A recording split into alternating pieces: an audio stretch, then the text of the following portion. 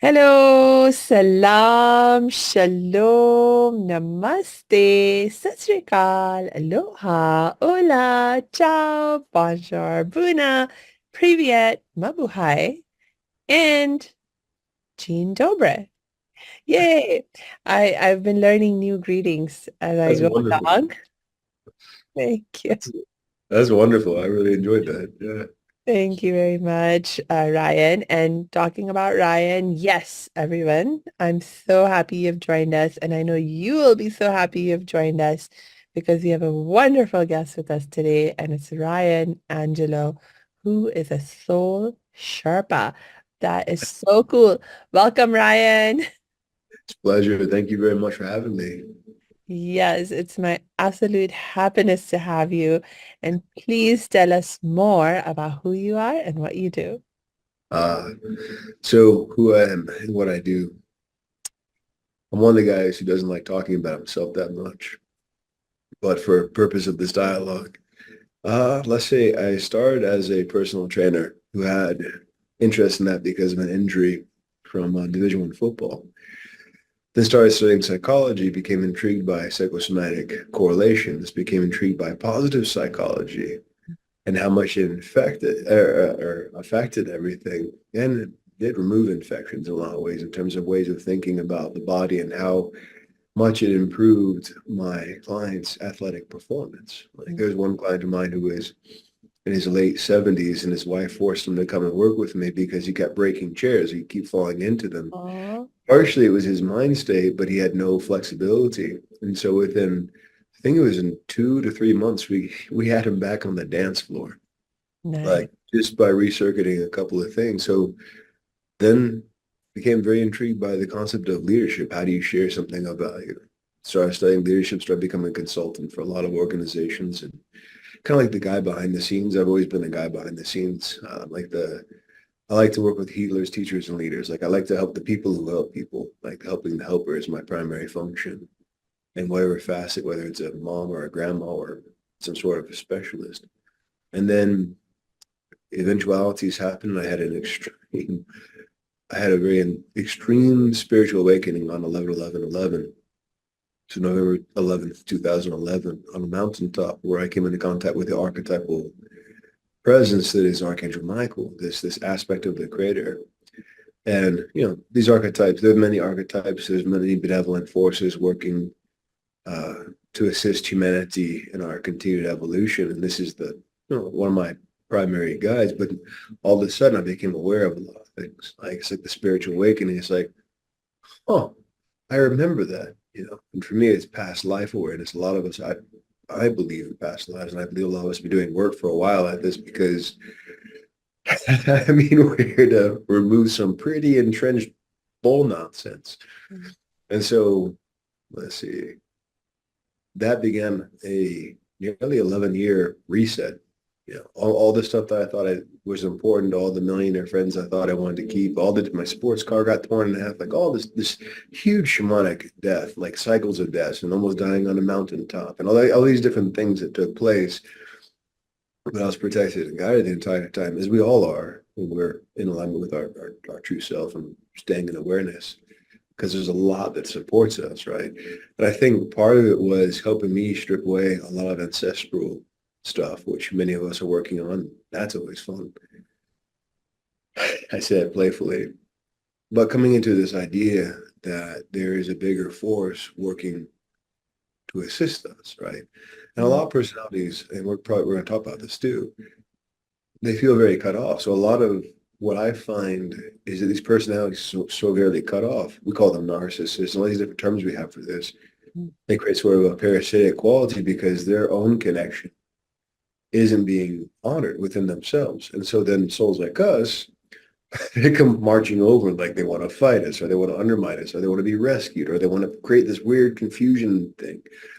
And what I'm finding now is a lot of my work is around working in particular with incarnate angels, like those of us who literally came here for the purpose of assisting, to release the nonsense. Like we're worried.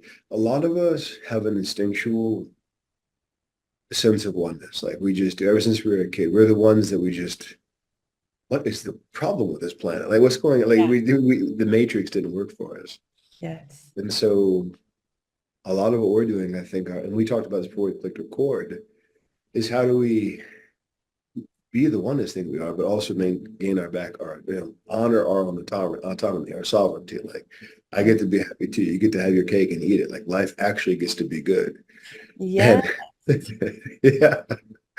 And so, but in a nutshell, I hope I've answered, but I operate as a specialized trainer who works with individuals to help them connect with their own truth. I'm not a guru. I don't tell people what to think. That's between you and your inner source and your connection to Yes. the highest guidance.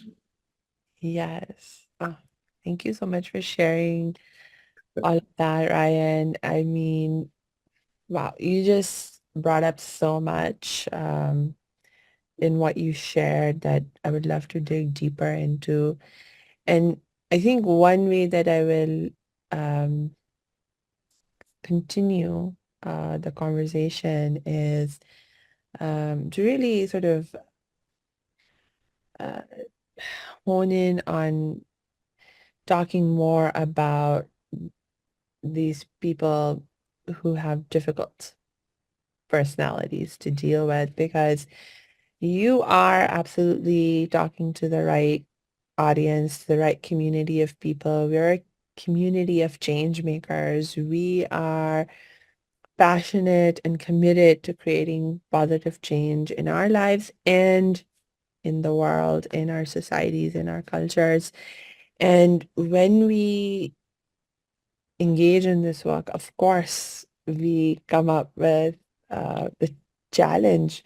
I mean, I think personally, it's the biggest challenge that I have faced is when I come um, against people with these kinds of difficult personalities, because, if there's any kind of challenge that is in the physical environment, or if it's a technical challenge, I'm not bothered by those. I know those can be dealt. You do what you need to do with that and it gets done and it's over. But with dealing with people, it's like, gosh, I mean, they're people. So on the one hand, being the kind of person who's committed to creating positive change and helping others, I don't want to be judgmental. I don't want to fall into the mindset of dehumanizing them and demonizing them, etc. And at the same time, sometimes they have such strong negative energy, and the consequences of the choices that they make are so negatively impacting everyone around you and yourself that it can become really difficult to know how to deal with them in an effective way, you know? And I know one of the areas of specialization that you have in terms of helping people is teaching us how to deal with narcissists. So tell me more about, how do you understand who a narcissist is? What's going on with them? Hey, thanks for tuning into this episode. Hope you're getting value out of it. For your information, this episode has been sponsored by the Happiness 101 program. Are you a change maker, coach, trainer, or healer? Are chains of fear holding you back from making the impact and income you desire? Using a unique combination of positive psychology and the spiritual wisdom of our most effective change makers, the Happiness 101 program helps you break through your limiting beliefs and manifest the abundance and success you desire with fun and ease. Interested? Book a free Happiness 101 exploration call with me, your happiness expert, Samia Bano. Just use my online calendar link in the show notes. Now, back to the show.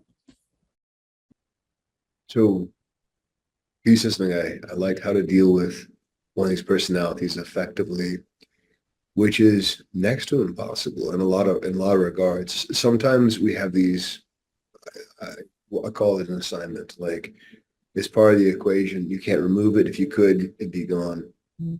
But sometimes they're kind of like put in there as this perpetual source of frustration and confusion. And the reality is they're operating at a much significantly lower vibration than you are emotionally.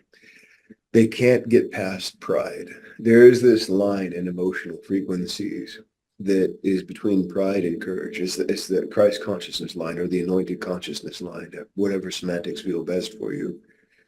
You know, the Buddha mind is all, but the idea that the Christ consciousness or the anointed consciousness, which all traditions have a way of describing this, is it's the line of enough is enough.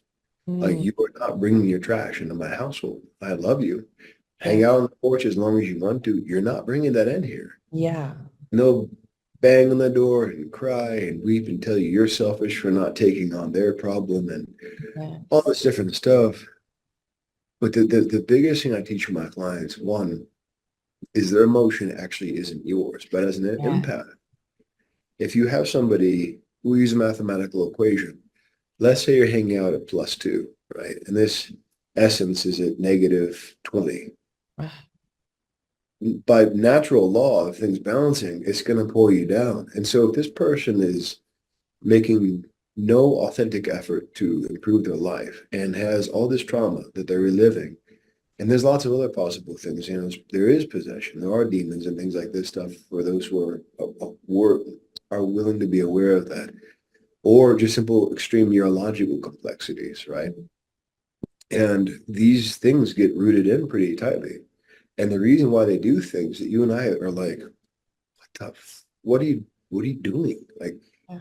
how does this make sense? Because it doesn't make sense. You can't make sense of something that's illogical or it's extremely reactive or extremely toxic because it doesn't make sense. But for them in their little bubble, it makes complete sense. This is how things are. I have to play the victim to get attention. I have Mm. to threaten you so I feel like I'm not being ignored. I have to walk into a room where people are happy and make them miserable so I can be rest assured that everyone's miserable, not just it's like their Yes. way of thinking is in total contrast Right. to how we live our lives. Yeah. Yeah. You just made me think about this one person I've been dealing with recently who's pretty abusive in his behavior. And I mean, this person, um,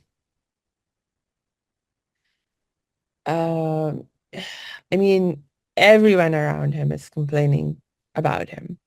It's And just a vortex, yeah. yeah, That oh, man, yeah, I feel you.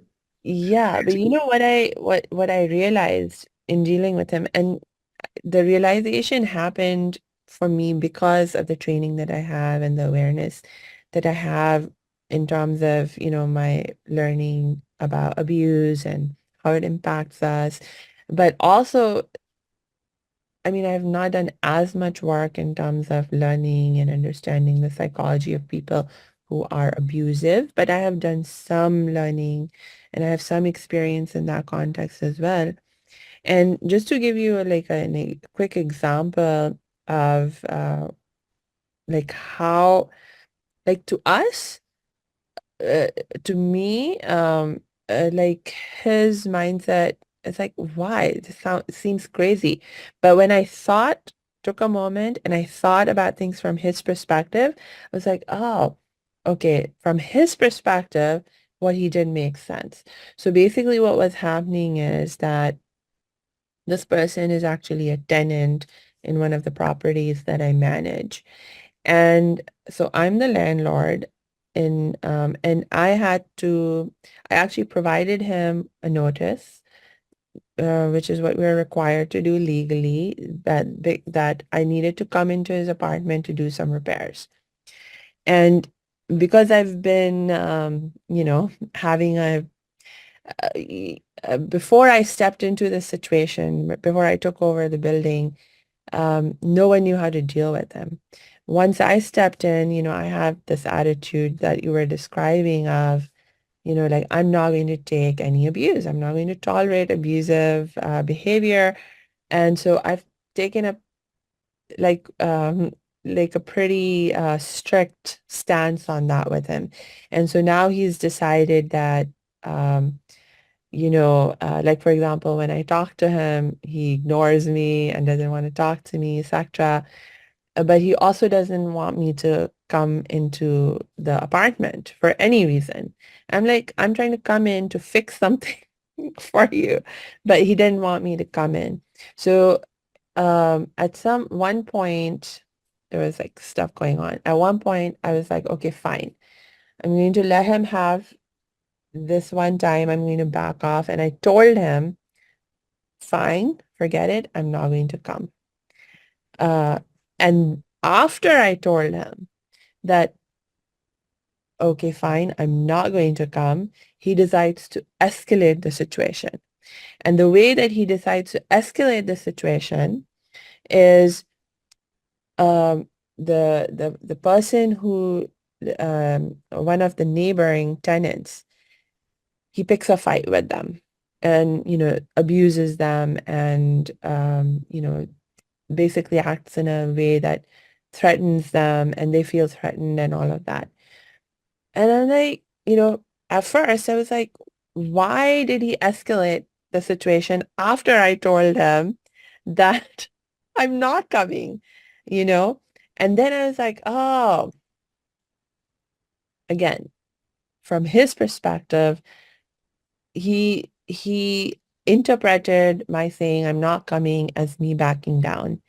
And he was like, this is my opportunity to exercise power and control, regain my sense of power and control in the situation because I can perceive that it's very important for him to feel in control of the situation. And with me, he has not been able to do it very effectively because I take such a strong stance with him, um, with like my no tolerance of abuse policy.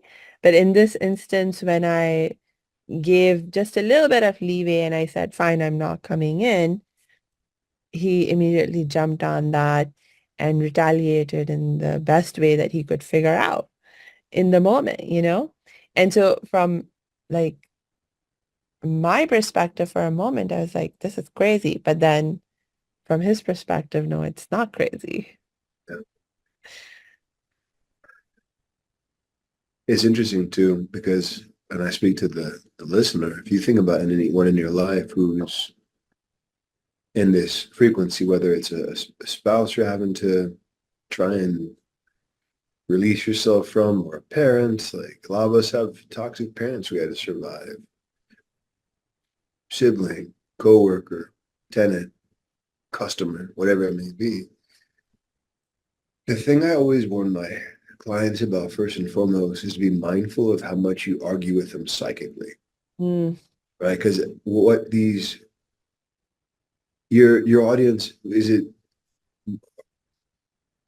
I'm going to speak in psychology and spirituality. You can determine what you want to extract. yeah, So from the spiritual vantage point, there's this concept called luge. In psychology, there's this idea of narcissistic supply. Same basic thing. It's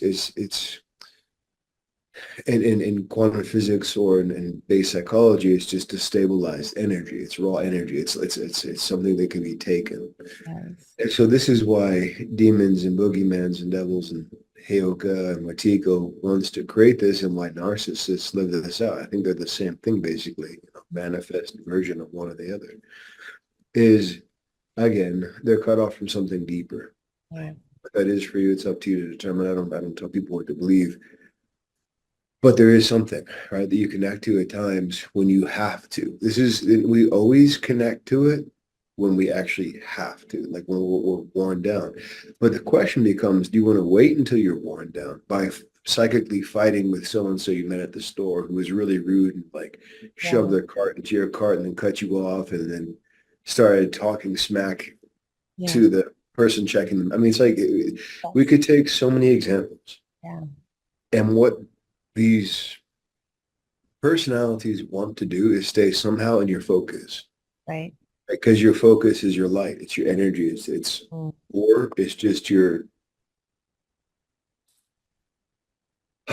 it's where you're placing you. Yeah. And so with this personality, like the behavior doesn't make sense. So you can't make sense of it.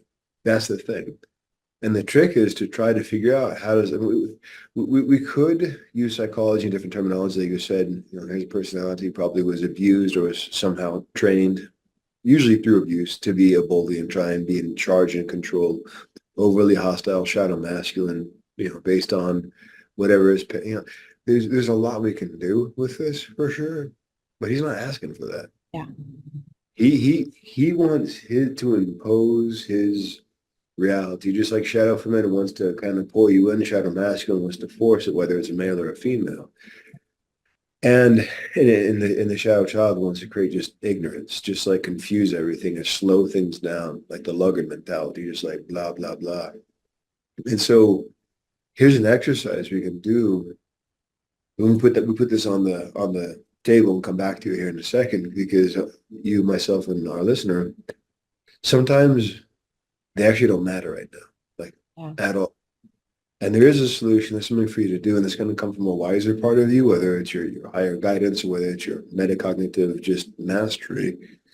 You will know how to navigate this if they do not succeed in sucking you into their vortex, right? Because that's what they do.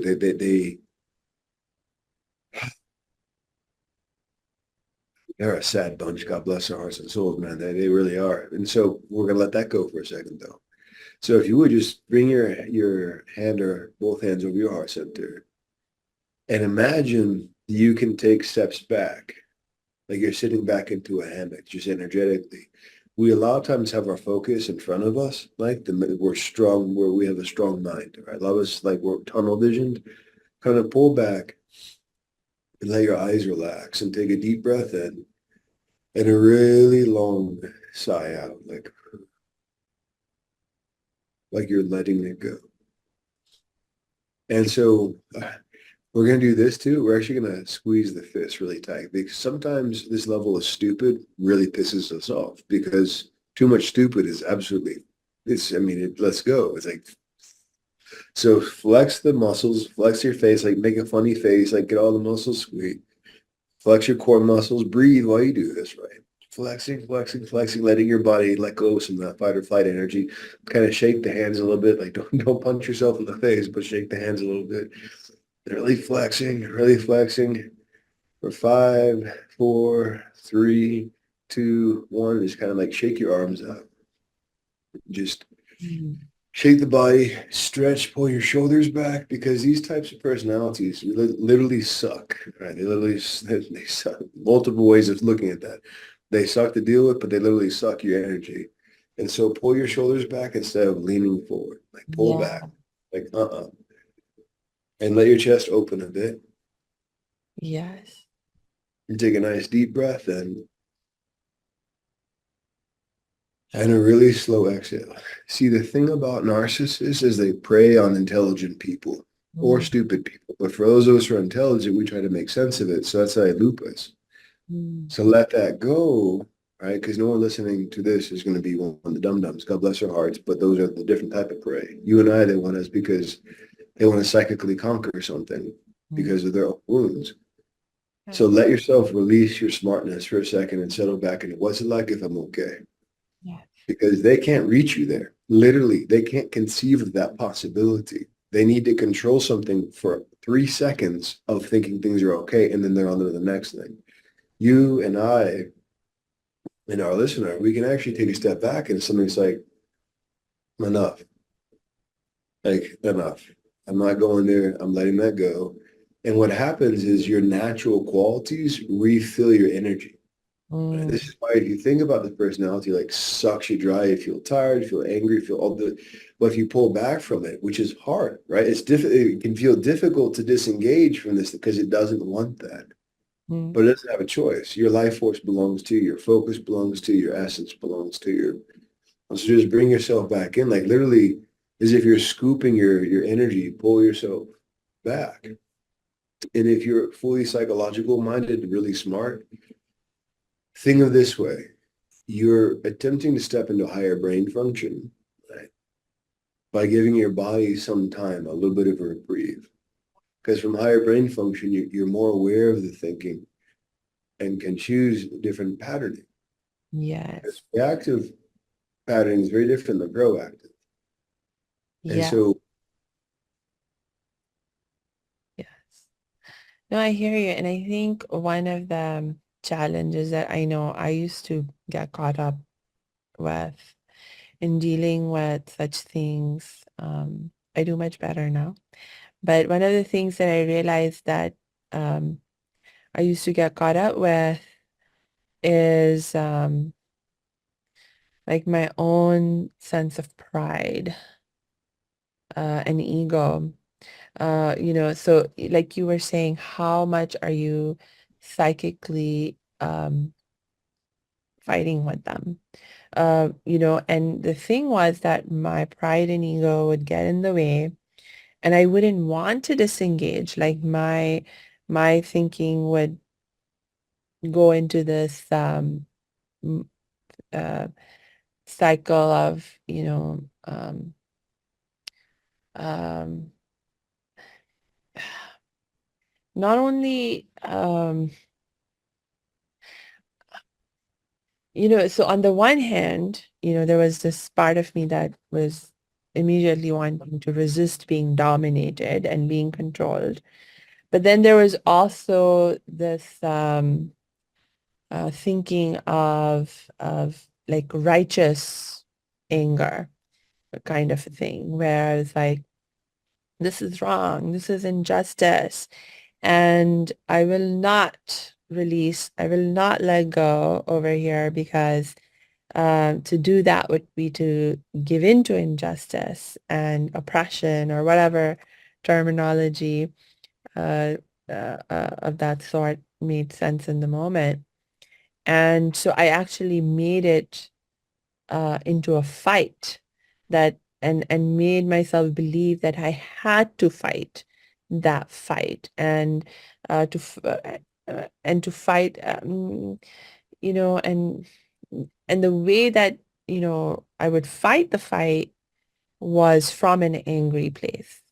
And there was also underlying the anger, there was the fear also, for my safety and my well-being, etc. And what we just practiced and what I have learned to do now is to one, recognize that, first of all, I don't have to fight any fight. I get to choose. And and more importantly, I think in terms of the anger part, to realize that um, like if I want to fight, I don't like the word fight, but if I keep using that word fight, to say that there's a better way to fight rather than fighting from that place of being angry and judgmental and so forth. You can fight the good fight or fight a better fight where, you say, no, you know what? I'm going to choose to ground myself in compassion and empathy, first for myself and then the other person. And, strive to create change from that place. And, you know, and then, also when you tap into that motivation, it connects you to your higher self. It connects you to spirit. And that is actually where the fear begins to be released, because when you connect to spirit, when you connect to your source, you're like, actually, I am protected. And it's not for me to protect myself. It's my source and the spirit that's protecting me. And so you can sort of like begin to let go at all of these different levels and so much more easy to do it that way. so we're not And this is the concept of surrender. I always had a struggle with that word. 'Cause I'm a Scorpio. Like I don't forget anything. I mean, I truly don't. I have zero tolerance for betrayal, which is the prime function of a narcissist. And so to actually practice this thing called surrender, where we Mm. just described very eloquently, it's not you're giving up on the scenario. It means you're just not fighting it. And so there's a concept in Native American lore called Heoka or coyote medicine, the trickster. And there's another concept called Watiko. There's so many words we have the devil, for instance. And what it really is this concept in human consciousness that wants to play with you and keep you engaged. Like even the coyote, it plays with its victims before it takes them down. Mm. Uitiko likes to swirl you around and use your own creativity against you. The devil and the boogeyman wants to whisper something to mock you for listening to it. Mm. These are all things we're aware of, and they're always at a lower level, right? Mm. But when you get it back above that level, there's this line. Like honestly, this line is the key to everything. It's the whole equation. It's the whole shebang. But the line is a nanometer thick. So when you slip below it, it's like, oh my God, what do I do? How did I get here? Everything is bad and all that stuff. When you're above it, it's like, ooh, that personality is complicated, right? You're still in your higher frequency. A lot of us, though, if we have enough of these things in our field, right, enough of these personalities, if you're plus, let's say you've been doing your work and you're plus 50, but you got negative 15 over here, negative 30, negative 465 because of that one person with it. You can't do it on your own. Right. There has to be some other faculty assisting you. This is again is the continuum I was talking about. And that is the most vital thing because you're dealing with a personality who is ruthlessly manipulative, insidious, has no concept of actual right and wrong, not like legit right and wrong, does not consider consequences.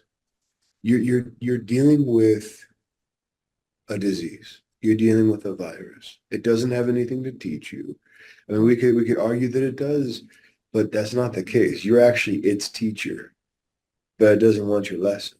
It doesn't want your boundaries, but needs it. You're dealing with literally vampire consciousness. The archetype of the vampire is in total contrast to the Redeemer archetype. The Mm. vampire archetype is designed to bite you and inject out, right? This is why we see all these different things about vampires trying to turn things into themselves. A narcissist is a emotional vampire. So it tries to bite you. If it can't control you naturally, then the next step it has is to fight you because you're still in its control. Right. If you get above that, it's got nothing left. Yes. It's got nothing left. They'll keep trying to bait you, but it's not able to. And the idea of the Redeemer archetype, like the whole concept of the crucifix facing the vampire, is your anointed consciousness stays above that line. It's Yeah. like, look, I'm not doing this with you. And it's like this person. The true reality is you could go through the process of evicting them, right? And you have a lot of available options. And so the question is, what magnitude of tolerance are you going to allow in this given situation? And many of us who are these empathic people who see the good in others and the potential and the possibility and want the best for everybody else, at a certain point, the only thing we can do for one of these personalities is straight up say no and draw the line. And they're going to hate you for it because they don't want boundaries, but that's the premise of what the vampire archetype fights against is autonomy. Yes. And just to clarify, I mean, for me, with this person in particular and my life in general, you know, my thing is like if I just try to think about the situation from my brain, I can come up with different ideas of what's viable way to move forward. But for me, especially in this kind of situation, I prefer to go to my heart and be like, hey, heart, guide me on what to do. And with this particular person, my heart's like, there's nothing really we can do with this person. We have to get him out of there. So it's Which just complicated because, I mean, on the one hand, for those of you who follow this podcast, I'm in America, I'm living in Los Angeles, And we have very strong renter protections here, which is So by and large a ridiculous. very That good thing. But in this case, it's hindering my ability to actually evict him. yeah. Yeah. Well, there is, like you said, there's always a way. And I personally think those laws are Yeah. insane, like in various extents. I mean, I was talking to one of my other clients about that the other day. That's a whole different bag of worms right there. But all of that stated, there's always a way. There's always a higher level of guidance. Absolutely, absolutely. And I trust that, um, that we are being guided and we are being protected and we're going through a process that we have to, and eventually, you know, what needs to happen will happen in terms of this person Yeah. being pushed out of there because he's not like he's if he has shown no willingness to change or to improve his attitude or his behavior. And so the good thing is that basically the position I am in is that I just have to build a strong enough case that I can present at court and be like, here, you see? And he He can keeps help you do handing that. me more evidence. So I'm already working on it. It's he's gonna help you. He's gonna help you Yes, along. exactly. Exactly. This last incident that I just shared with you guys earlier, he literally did it when he was abusing the other tenant. He did it in front of a camera that he knows is there and it's recording. I'm like, dude, thank you for handing me this piece of evidence. This is the other thing about the narcissist. They inevitably sabotage themselves. Yes, Inevitably. The exactly. question is, can you let it play out? Because they're extremely cunning, predatory consciousness, but they inevitably reveal Yes. themselves. And as soon as they do it, they'll try and blame you. Yes. As soon as they do the premise of this particular disease is it blames you for what it's doing. Yes. You're trying to bully me. I'll show you. Right? It's like I'm not Yes. trying to No, bully you. I'm trying to get he, your fix. yes. Yes. Oh my gosh. This is exactly what he does, is that say anything to him at all, even if it's kindly and compassionately, but he receives it as an attack and he is constantly being like, I'm being harassed, he says. I'm being harassed. Everyone in this building harasses me and is against me and is always trying to do bad by me, you know? Which So, is sad. I mean, it's a sad reality, but it's not. So there's lots. So we'll talk about this. We'll talk about. There's lots of ways of describing it, like the light worker syndrome or the shadow of the healer. All these different terms we have for it. We can see the pain, right? How much of it is as a conscious higher frequency being our job to assist. And what I've come to appreciate personally is I'm done. Like I'm done. Like at this point, if you want to, like even like in my simple term of Facebook ads, right? We do outreach stuff. Someone writes a toxic comment, they're blocked immediately. There's no more figuring them out. There's no more trying to rescue them. If they want to walk in their poison, I leave them to it. I'm here for those who do not, for me personally. And I don't hate these people. I'm done. yes. But some of us, right, who are recognizing that we get to be individuals and our life force is not available to everybody else, are having there's a phase, right? There's a phase for all of us who are dealing with looking at narcissism. You're dealing with it someplace, and you're a caring person because narcissists latch on to caring people. There's Mm, this example I can offer. There was a personality in my life. I'm not gonna give any descriptors. Who calls me all sweet and cuteness, right? Because narcissists can love bomb, right? They're masters of the persona, but that's why their shadows so extreme, right? They're trying to hold up this shiny mask of look at this because they're a split personality in a lot of ways. They have this extreme shadow here, but they have this concept of how they want to be seen here, and their poor ego can't hold it all together anymore because it's just too strong. yes. This person contacts me all sweet persona. nice happiness, cupcakes and sweetness. Hey, this, cute talk. I want this thing that you have. Mm. Very gently, very nice. You're not using it. Can I have it? I'm like, no, I actually want to hold on to that. It was like, Yeah. what do you mean I can't? Yeah. Well, I want to hold on to it. It matters a lot to me. Like, I can't believe you're saying this right now. I'm like, well, I'm not sure what you're surprised by. It's mine and I wish to retain it. And then blows my mind is this particular statement, which gets all of us who are very empathic. It's like, you're selfish, which for a lot of us who love so much, that's Yeah. like the most terrible thing for us to hear because we're trying to make sure everybody's okay. And so I look at the equation from like, I mean, it's like, I'm selfish for not giving you something that I don't owe you whatsoever. And it's like, huh. It's like, which reality is real here? Exactly. And I realized in this particular situation, for example, one of the reasons why other people have been having such a difficult time dealing with him is, for example, one of the tenants that he bothers the most.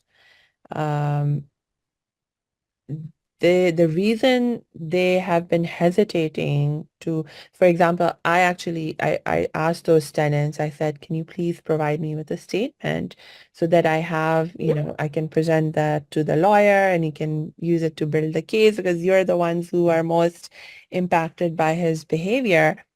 And they've been hesitating to provide me with their statement because they they are actually worrying about his girlfriend and their two little kids and That's saying the we don't that's want to be responsible for these people potentially becoming homeless with like these two little children. I mean, they're literally babies still and so forth. And so this burden of, we have to, like, we are responsible for their, uh, for if something goes wrong or, uh, uh, you know, um, that's such a heavy burden to carry, it is. Yeah. you know? There's an example. I'll offer this. There's a friend of mine, really good friend of mine, who's dating a female sociopath, a covert female narcissist. Like narcissism is on both sides of it. They just Yeah. approach things in different ways and latched onto him because he's a very loving, giving guy. But I recognized that I saw through her stuff. Mm, And so immediately works this cunning manipulation to turn me into this evil bad guy, right? right. Perfect track record. Know my friend for 5 years. Perfect track record. But all of a sudden, I try and talk to her authentically, and she plays the victim role, runs out crying. We're talking like, I mean, I'm sitting there like, and she got me. Like I have to give her credit. She played the manipulation effectively, and I wasn't accepting my awareness of where she is consciously. Like she's not able to confront truth. If you bring truth to these people, you're threatening their delusion. They will attack you with every darkness within them because they belong to a lie. If you bring them truth, well, you're not going to be popular. Yes. And so, I connect with higher guidance because my friendship with this amazing spirit brother has vanished. Like he stopped talking to me that day. We haven't talked in months now. And there's a part of me who's the warrior, who's like, I'm going to level this, I'm going to make this better. But higher guidance reminded me of something, and and it's difficult to practice. And this is to ponder, but there are different timelines too. Sometimes we're asked to hold space for things unfolding, but it doesn't mean you have to be in there, right? Now, sometimes there's something that's really knocking on the door and wants more attention than you're willing to give. And it's not taking no for an answer because your job is to say no. Yes. And these instances is really interesting because how do you let things unfold and how do you have a boundary? Well, you take a step back. From there, you're going to see what's going on. Am I reactively refusing to let this play out? Like, I mean, it's not my job to learn my friend's lessons. He obviously needs this. I wish he didn't. I would love to help him and make, but I can't make someone see the truth when they don't want to, especially when they're ensnared in it. Exactly. And with this scenario with the family and the kids, I mean, that's like the perfect problem because what are you going to do? Yeah. So I say perfect problem. I mean, there's always a solution. There's always infinite solutions. And I have found the greatest enemy to narcissists, the most powerful thing that they can't defeat is time. Hmm. Time, if we can be patient, because they have no patience. Like they have like cunning, insidious patience, but they don't have like authentic, happy patience, Right. That's right. right? If you stay in the frequency of patience and let it play out, Mhm. they eventually reveal who they are. And so I was reminded, even like just 2 days ago, I had a good friend of mine who I reconnected with. Same situation. Got into a relationship with a friend who was caught in some really dark side of the force stuff. Convinced him that I was evil and trying to control him, which was the opposite of truth. I was a threat to its effort to control my friend, and sucked him in. I was pissed.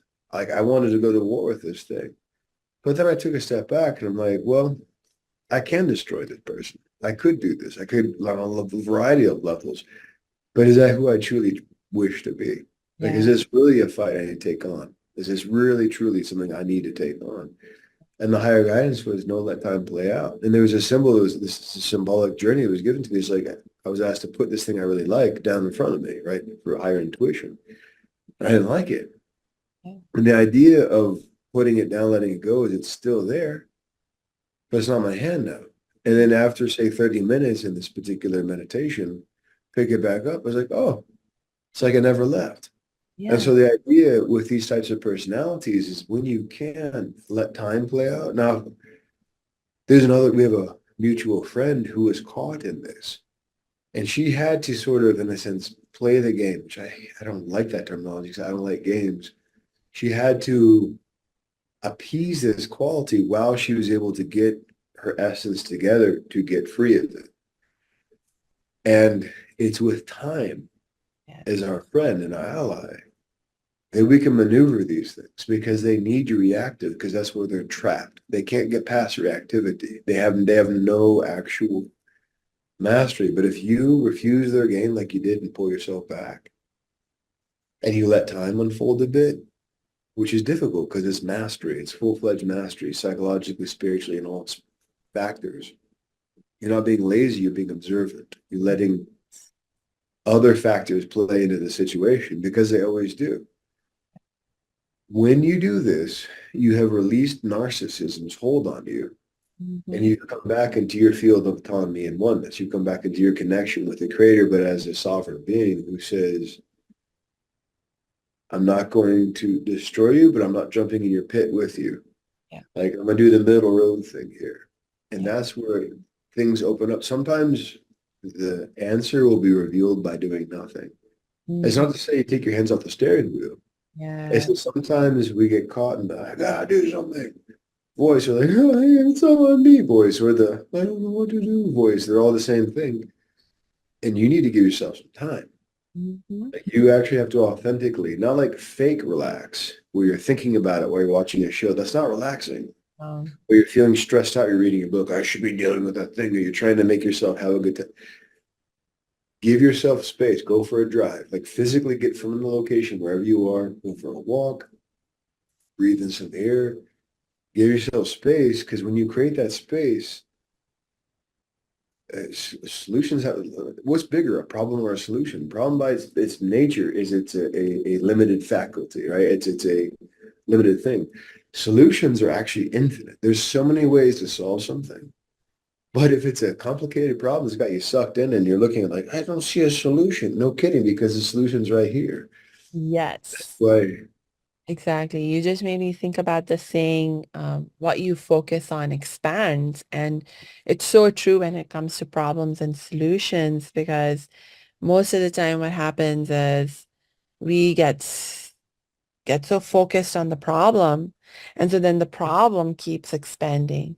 Whereas if we can pull back and focus on solution, then the solution can expand.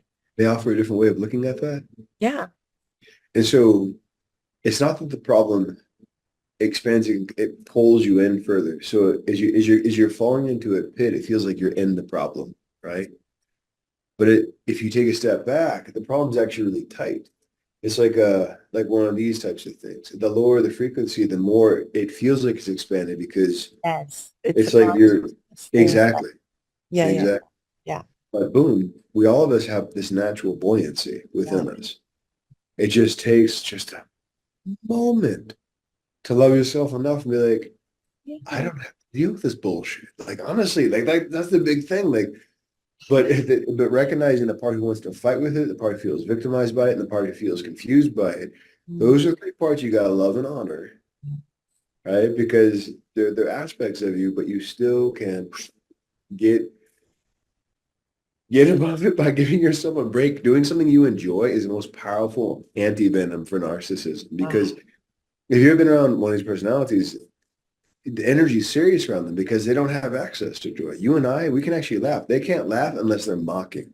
They don't mm. have authentic laughter. They can't really laugh at puppy videos. They don't get it that much. But if you come back into a frequency of joy, it's an ultimate spiritual and psychological bug spray for this type Yeah, of a factor. exactly, exactly. And I think for me, also just, like for example, when my other tenants express this concern of no, we don't want to provide the statement because we're worried about the kids and the girlfriend. For a moment, I was like, whoa, wait. I mean, that's true. They would be placed in a very difficult situation if I proceed with my plan of, following the path to eviction. But then I had, like, what really helps me was I was like, no, I mean, uh, I cannot take responsibility for this. And I have to trust the universe. I have to trust spirit. I have to trust source that just as I'm being taken care of, that these children and this lady will also be taken care of one way or another. And I actually, have like uh, what I was guided to do was that the best that I can do is offer this lady the opportunity that if she wants to stay on at the apartment, but we've moved the guy has to go. I would be happy to let her stay and, I'm willing to, make further accommodations so that it would be possible for her to stay. Yeah, But it's she's not in a place where she's ready or able to leave him. And so I'm like, okay. So, that's it. That's the answer for me in terms of I cannot hold that responsibility or that concern for her because she's not ready to receive the help that I can give her in the situation. So, that's probably the biggest lesson we all of us are working on is when someone we care about is caught in a timeline we don't want them to be in. And this yeah. is one of the most powerful lessons I've learned is the relationship between anger and desire. And just above that's the line of narcissism, and above that's freedom.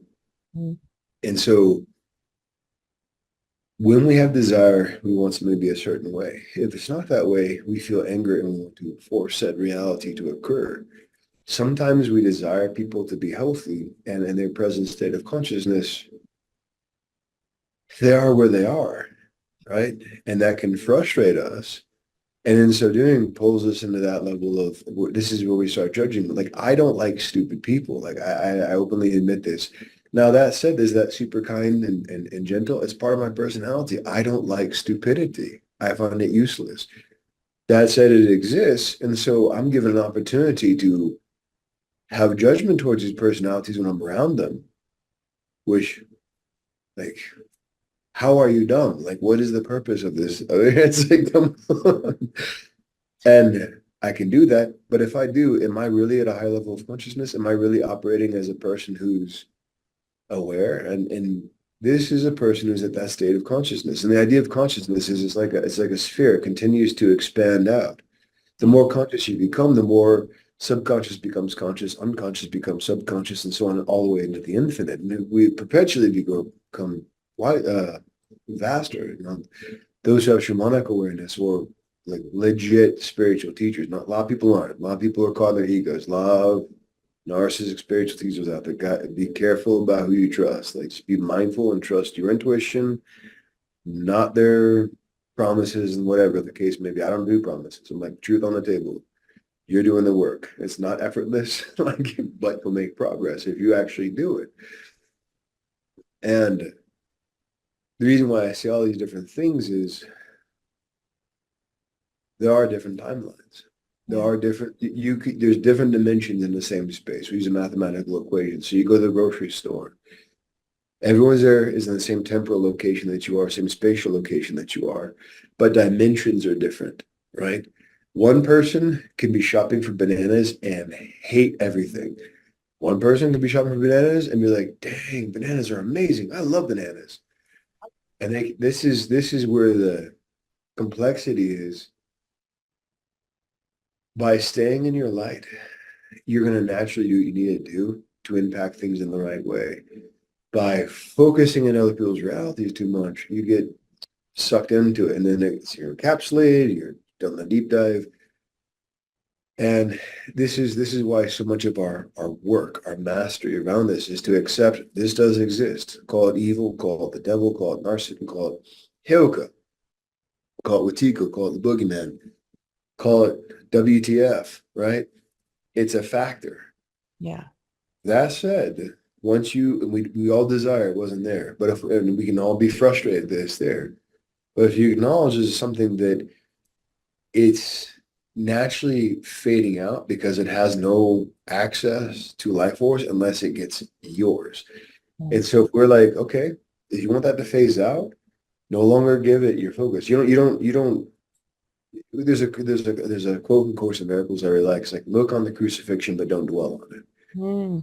It's there, but you don't have to go there. This is also why in the Christian scriptures that the concept of the Moses, people were scared of the snake, so he put a snake around a staff. It became the concept of the caduceus, which is in all of our cultures. It's a healing essence, right? All of our cultures have certain higher measures of truth, right? There's a concept called theosophy. There's no better religion than truth, which I always subscribe to personally, because truth sets us free. But narcissism is the opposite of that. And so the idea of the serpent on the staff was, if you look at it and recognize, okay, yeah, narcissism is a thing. They have these personalities and patterns. And it's no longer like, how could they act that way? Like my friend's girlfriend, if I accept she's where she is, it's no longer, how could she act that way and judge me and blame and put that on me? It's like, it's just like, that's where she is. How could my friend turn on me? He didn't turn on me. He's turned into that. Yes. If I let it play out, at some point we're gonna reconnect. And he'd be like, dude. He's like, yeah, I should have listened. They're like, well, you could at the time. Here, Mm. I'll buy you a beer or some tea or whatever. Yeah. Yeah. Yes. You made me just think about this was like a few years ago when I had to deal with somebody who I mean for a while, we had a very positive relationship, but then whatever was going on with them, they sort of turned to this really mm, I mean, they became very blaming and judging and being like, Samia, you are the one causing these problems and so on and so forth.